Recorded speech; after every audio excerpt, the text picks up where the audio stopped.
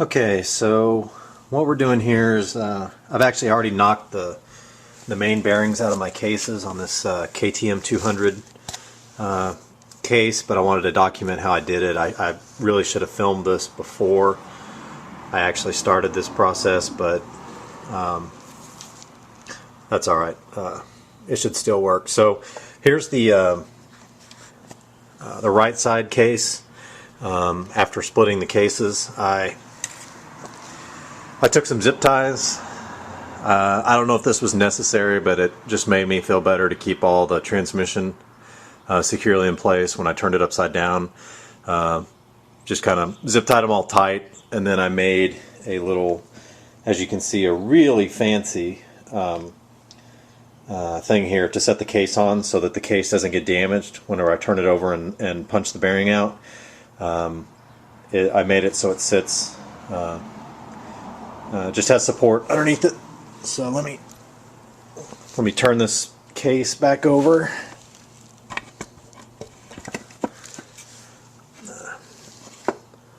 So the case, you can probably see, the case is supported by the 2x4s so that it doesn't damage the case. And anyway, this side's pretty easy because the bearing is a roller, kind of a standard ball bearing.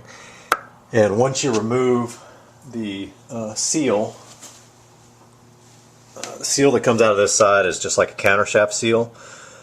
So I pulled this out with a seal puller, and then this one just knocks out pretty easily. You can just put a large socket in there, give it a swift hit, good swift hit with a hammer, and it'll pop out. Again, this one's I already popped it out, so it's just in there pretty easy. So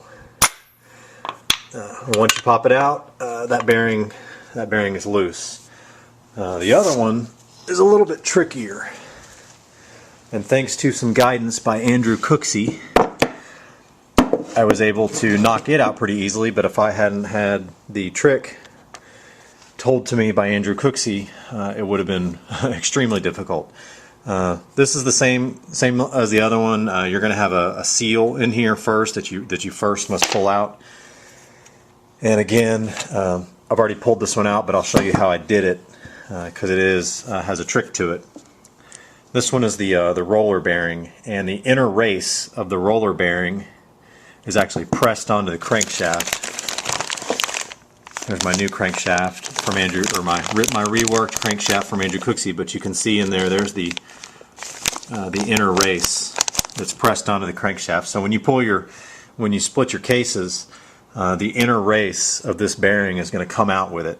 So anyway, so when this bearing's in here, it's kind of tricky because when it's pressed into this case from this side, you can't knock it out. There's nothing to grab onto to knock it out. So what Andrew Cooksey showed me was once you pull the seal out, you can turn it back over, and when this bearing is in here, you take a very small screwdriver and you can pry this little plastic out, and as you do so, you can pop these rollers out. So there, one just fell out, and you can just easily go around the circle. Kind of hard to do with one hand here, but just pop them out. So anyway, what you do is you go around the circle, pry out almost all the roller bearings. You can actually leave 2 or 3 at the end, and the plastic clip and all the roller bearings will be gone, and the only thing you'll be left with is the outer race. Once you do that, I'm going to go ahead and pull this out, once you do that, you'll actually be able to drop a large washer in there. And that washer will drop in there, and then once you drop it in there, then you put back in the plastic clip and pop back in all the rollers. And once you pop all the rollers in,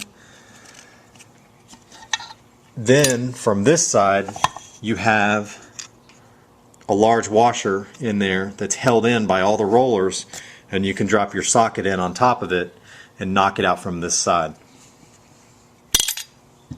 So anyway, again, I already did that, but I can attest it does work.